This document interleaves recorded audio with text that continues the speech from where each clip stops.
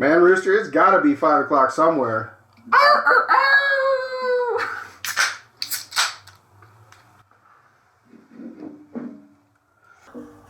Welcome back, everyone.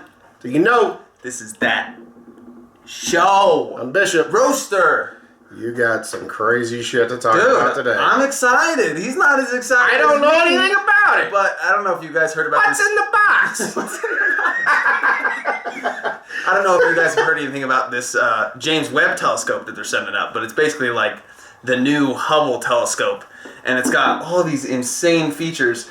Basically, it's like a giant mirror that unfolds and absorbs a bunch of light and reflects it onto this tiny sensor. And so they're going to use it. I watched this whole video about all the different things it can do that Hubble can't. It can see way farther. It can analyze like molecular composition of like nebulas and stuff, which we've never been able to do because you can't like see past the gas clouds or into them. Or we're going to be able to use it to analyze like the inside of Jupiter's core, which we could never do because all the gas storms and everything. So, and this thing is massive. They showed a video of them building it in the NASA thing. It's like 50 feet tall.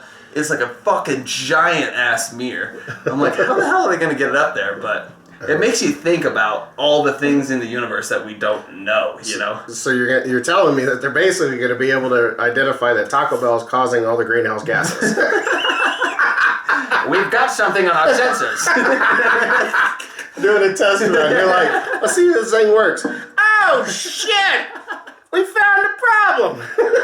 Right. For real though.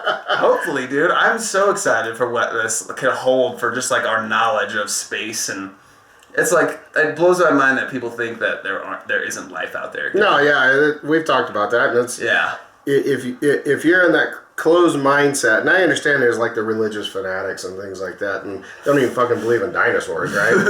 Right. Like it just, even though we have their fucking bones, right? It was just, it was part of the Lincoln Log set that somebody put together. Somebody dropped thousands of years ago. But when you look into the stars, and you just had a trip where you went up and you watched the darkest night, and you got to see all the stars and stuff. Oh yeah. I don't know. Maybe what did you say? They're pretty common telescopes. And, oh yeah, they weren't the best I mean, they were decent. They were like around like the $500 range was our best one. So like we could, when we were looking through the telescope, it was really fucking cool because you could see Jupiter clearly lit up and its 3 moons orbiting around it. Wow. Obviously they weren't moving, but you could see the moons through the telescope, so that it was a fucking trip. And it was so dark out there. Fuck civilization and all the fucking light they put off into our fucking atmosphere. We drove like 3.5 hours into the wilderness so that we could see the stars, and it was the darkest night of the year last Thursday when we went. So it was freaking perfect. You could see the blue tint of the Milky Way all the way across the sky. Yeah, and see, growing up back east in a rural setting, and you have no light pollution, and during the summer when you're a kid and you're laying out in the long grass and enjoying the cool night and looking at the stars, you could see, you could see the Milky Way. You could see all the stars. You could see the little shooting stars and fragments. Yeah. And even back then, I mean, I'm not getting too way back fucking old here, but you could actually see. When I was a kid, I didn't know what they were until I learned, but they are actual satellites. You could actually see satellites. The slow moving, Oh yeah. We saw one when we were out. And so it's confusing as shit. Yeah. And I'm surprised you didn't see like thousands more. Yeah, because there's like, what is there, like 100 around? I think there's like 100 satellites orbiting Earth. Keep going. More? Keep going. What is it, like 500? Keep going.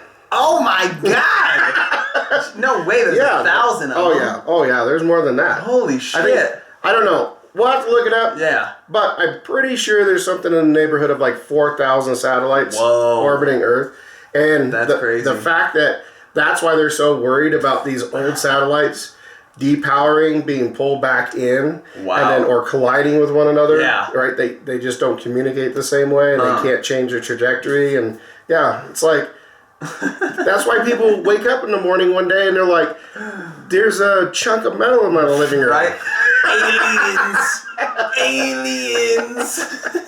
But yeah, Real, there's so many satellites up there. they're probably gonna send up this fucking James Webb telescope, and an old satellite's just gonna come by, bam, cream the fuck out of it. God. Millions of dollars. But the Hubble telescope in its lifespan and what it sent back, just in imagery, oh yeah, is amazing. Insane. Like Amazing. you've seen the Hubble deep field picture?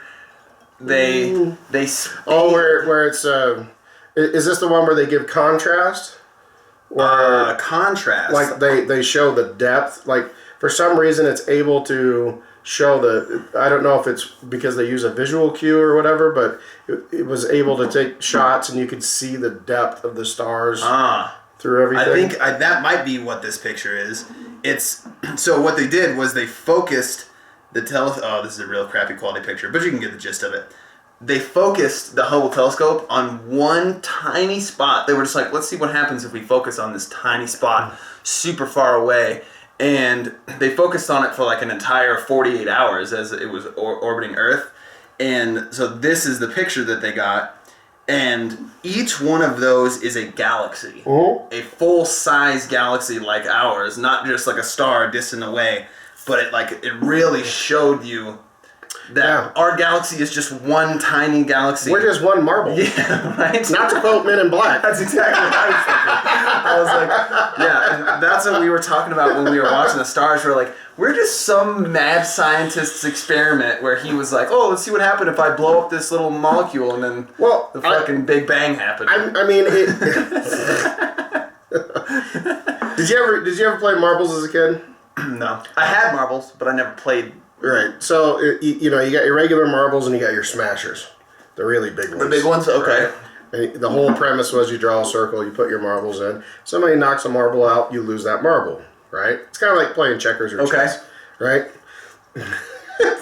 Imagine somebody's up there just fucking flinging marbles around.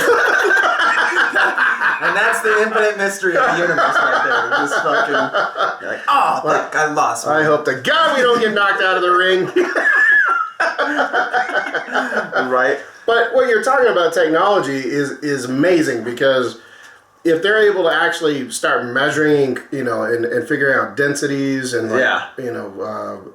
movements and patterns and things like that,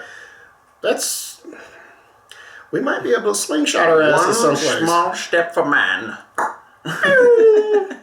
And then you were talking about this Artemis project. Yeah, so the Artemis project is the new initiative to create a land base on the moon so that we can use that. Lunar.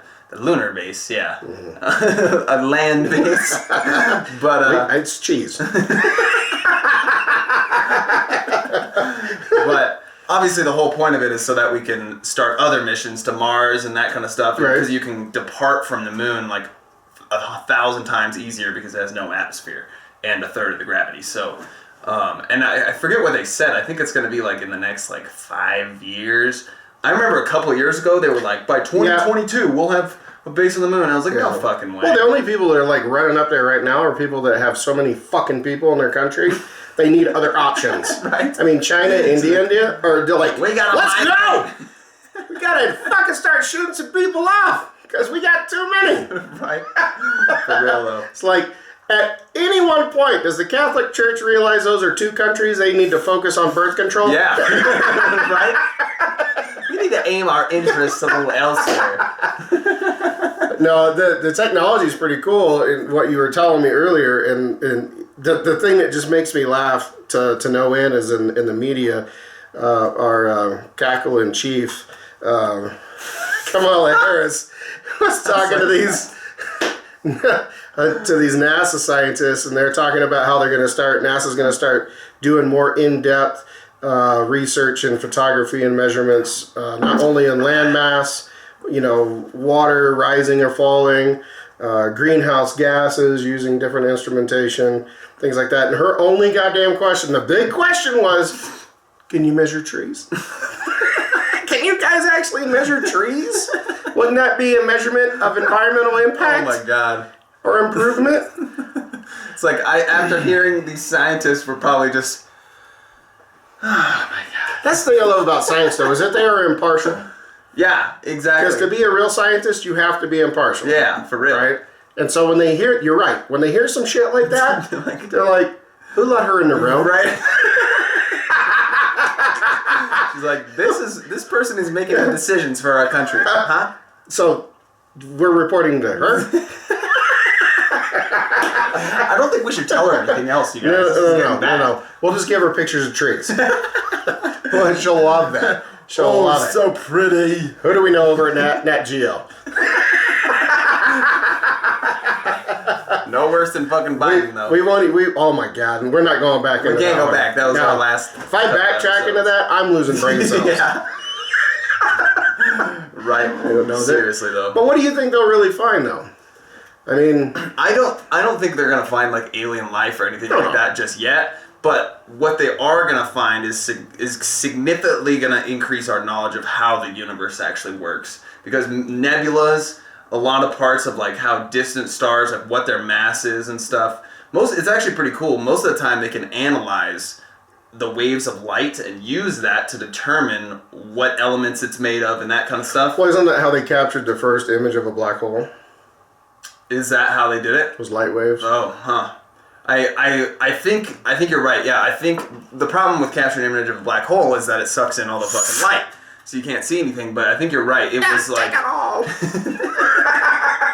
it was light coming from distant stars that was warped by the black hole's gravity, and that's how they were able to track all the warping and use that to map it out. But it'll be interesting to see. I'll follow a little more closely. Yeah, right. You know, when did they have a December 21st, if I'm right. This year? Yeah, this year. Really? Is when they're launching it.